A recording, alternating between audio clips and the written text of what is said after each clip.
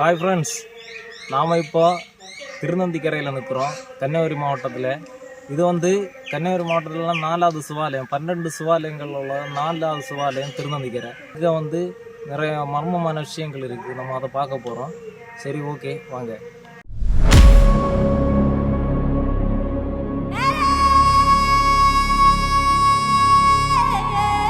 நான் சிவாலய ஓட்டத்தில் வந்த அனுபவம் எனக்கு இருக்குது. ஸோ அந்த அனுபவத்தை நான் இந்த குகைக்குள்ளே போகும்போது அது உங்களுக்கு புரியும். எந்த மாதிரியெல்லாம் நாங்கள் பயணம் செஞ்சோம் அதெல்லாம் உங்களுக்கு புரியும். சரி, ஓகே, வாங்க.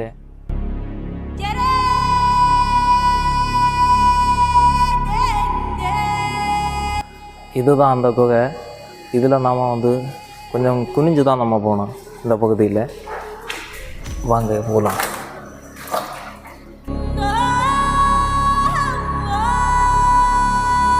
இந்த பகுதியில் முட்டுக்கு கீழ் அளவுக்கு தண்ணி இருக்கும்.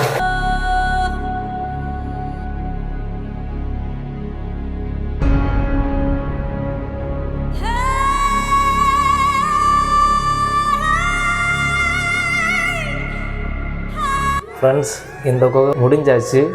இந்த முடிஞ்சதுமே நம்ம திருநந்திக்கரை சிவாலயம் உடனே நம்ம பார்த்தா தெரியும். நீங்கள் பார்த்தாலே தெரியும். வாங்க.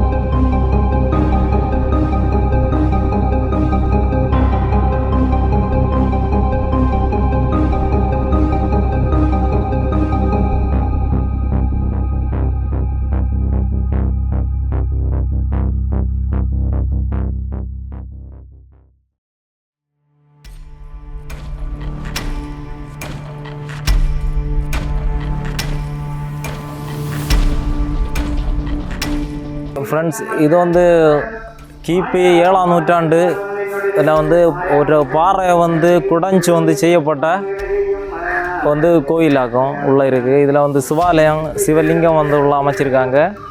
ஸோ உள்ளே வீடியோ எடுக்க அனுமதி இல்லை, அதனால் உள்ளே போகலை. ஸோ அதனால் நீங்கள் பார்த்துக்கோங்க பாறை.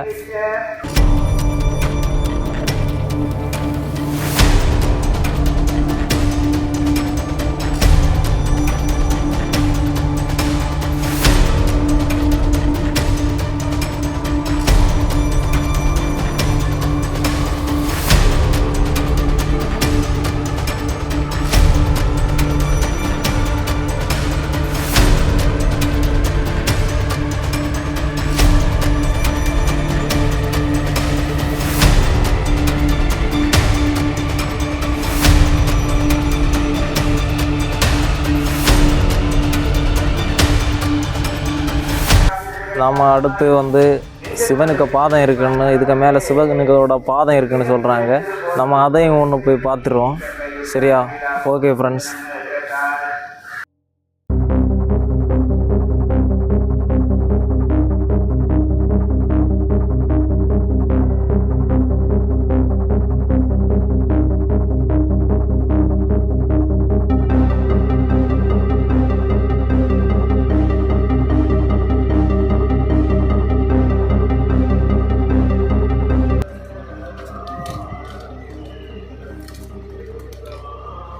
வா.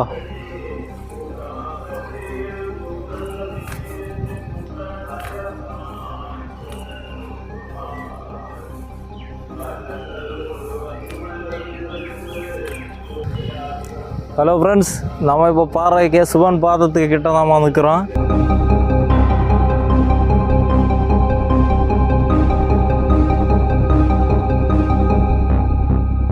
இந்த பகுதி தான் சிவனுடைய பாதம் இருக்கிறதாட்டு சொல்லப்படுற பகுதி, பார்த்துக்கங்க.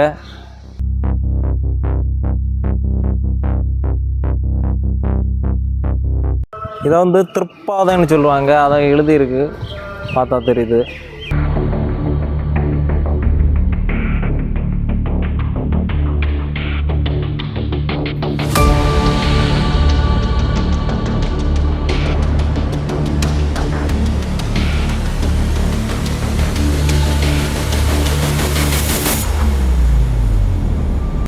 ஃப்ரெண்ட்ஸ், இந்த சிவபாதத்துக்கு பக்கத்தில் ஒரு தீர்த்த குளம் இருக்குது, நீங்கள் பார்த்துக்கோங்க. இங்கே வந்து இந்த வீடியோ பிடிச்சிருந்தா லைக் பண்ணுங்கள், ஷேர் பண்ணுங்கள், கமெண்ட்ஸ் பண்ணுங்கள், மறக்காமல் சப்ஸ்கிரைப் பண்ணுங்கள். ஓகே, அடுத்த வீடியோவில் நம்ம சந்திப்போம். நான் உங்கள் சம்புதாஸ்.